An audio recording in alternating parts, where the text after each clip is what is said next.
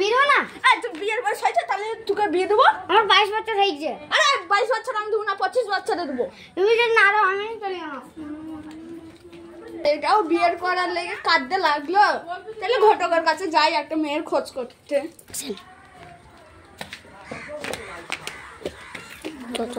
আবার মেয়ের সামনে তো আল্লাহ জানে।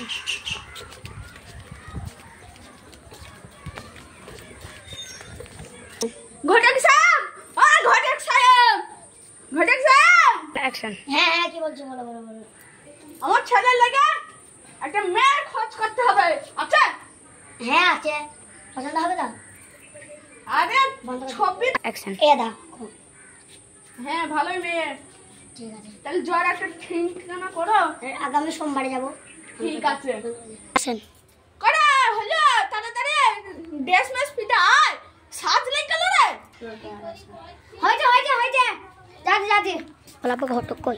আব্বা ঘটক কই? এত চিন্তা না ঘটক কই? ঘটক আসতে আছে, ও বলতে যাবো না, আজকে আমার শরীর খারাপ করছে। ও তাহলে চলো। চো চো চো। ও সামিয়া কি ঘুমিয়ে আছে আর দড়ি বাঁধলে বসে টু টু টু টু টু টু টু টু টু। বল আব্বা আমি ভালো তো? জোর করে বল আব্বা ভাই ভালো তো? আরে ভালো হবে, চো তাকে দেখি গা। বল কই গো? চলো খালি দেখি গা। কই গো মেয়ের বাপ, এরকম আমরা চলে আসছি গো। অ্যাকশন।